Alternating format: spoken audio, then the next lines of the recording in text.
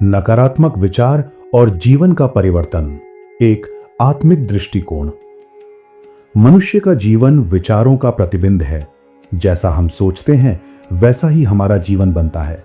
हमारे ऋषि मुनियों ने हजारों वर्ष पहले वेदों और उपनिषदों में यह स्पष्ट कहा है कि मनः एव मनुष्याणाम कारणम बंध मोक्षयोः, अर्थात मनुष्य के बंधन और मुक्ति का कारण उसका मन है।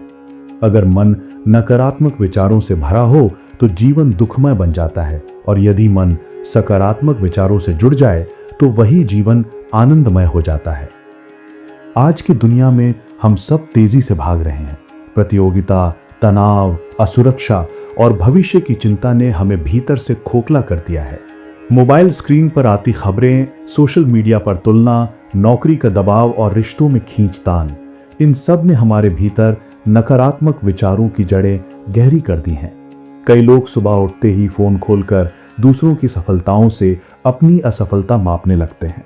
परिणाम यह होता है कि आत्मविश्वास कम होने लगता है और मन नकारात्मकता से भर जाता है।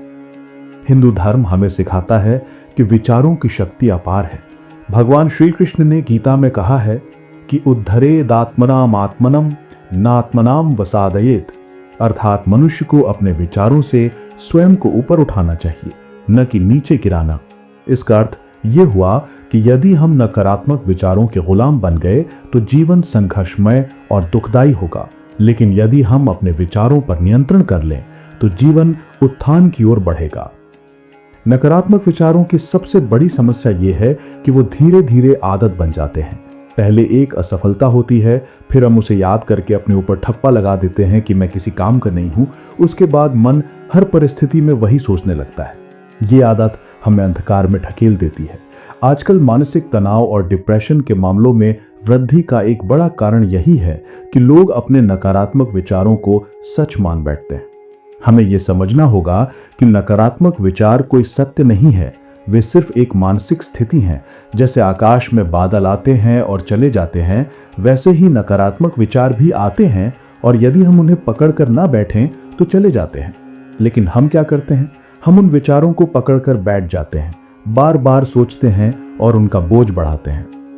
गीता में श्री कृष्ण ने अर्जुन से कहा था कि मन को वश में करना कठिन है, पर अभ्यास और वैराग्य से इसे जीता जा सकता है। इसका अर्थ यह हुआ कि यदि हम लगातार अपने मन को सकारात्मक दिशा दें तो धीरे धीरे नकारात्मक विचारों पर काबू पाया जा सकता है। अब प्रश्न उठता है कि वर्तमान समय में यह कैसे संभव है? सबसे पहले हमें यह जानना होगा कि नकारात्मक विचारों का मूल कारण क्या है। अक्सर ये तुलना, असुरक्षा और असफलता के डर से जन्म लेते हैं। यदि हम सोशल मीडिया पर लगातार दूसरों की सफलताओं से अपनी तुलना करेंगे तो निश्चित ही भीतरहीन भावना पैदा होगी। इसका समाधान यह है कि अपने जीवन की यात्रा को दूसरों से ना जोड़ें। हर व्यक्ति की गति और दिशा अलग अलग होती है। सूरज और चांद दोनों ही प्रकाश देते हैं, पर उनके समय अलग अलग होते हैं। दूसरा उपाय है आत्मचिंतन और साधना। प्राचीन ऋषि ध्यान को जीवन का अनिवार्य अंग मानते थे। ध्यान का अर्थ है अपने मन को शांति देना, विचारों की भीड़ से ऊपर उठना। प्रतिदिन कुछ समय ध्यान, प्राणायाम या मंत्र जप में लगाने से मन की अशांति दूर होती है। जब मन शांत होता है तो नकारात्मक विचार स्वाभाविक रूप से कम हो जाते हैं। तीसरा उपाय है सत्संग और सकारात्मक संगति। जैसा संग वैसा रंग। यदि हम उन लोगों के साथ रहते हैं जो हर समय शिकायत करते हैं, निराशा फैलाते हैं, तो हमारे विचार भी वैसे हो जाते हैं। लेकिन यदि हम प्रेरणादायक किताबें पढ़ें, सत्संग सुने और सकारात्मक लोगों के साथ समय बिताएं तो हमारे विचार भी उच्च बनेंगे। एक चौथा उपाय है कर्म पर ध्यान देना। गीता कहती है कि कर्मण्ये अधिकारस्ते मा फलेषु कदाचन, अर्थात हमें सिर्फ अपने कर्म पर ध्यान देना है, परिणाम की चिंता नहीं करनी है। नकारात्मक विचार अक्सर तब आते हैं जब हम परिणाम को लेकर चिंतित हो जाते हैं, लेकिन यदि हम सिर्फ कर्म में मन लगाएं तो नकारात्मक विचार धीरे धीरे मिटने लगते हैं। आज के समय में वैज्ञानिक शोध भी यही कहते हैं कि नकारात्मक विचार हमारे शरीर पर बुरा असर डालते हैं।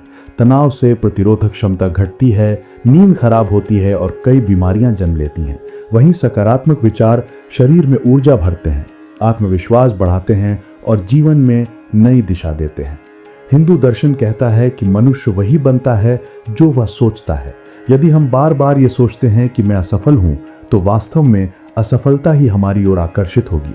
लेकिन यदि हम बार बार ये सोचें कि मैं सक्षम हूं, मैं ईश्वर की संतान हूं, तो धीरे धीरे हमारी चेतना बदल जाएगी और सफलता हमारी ओर आएगी।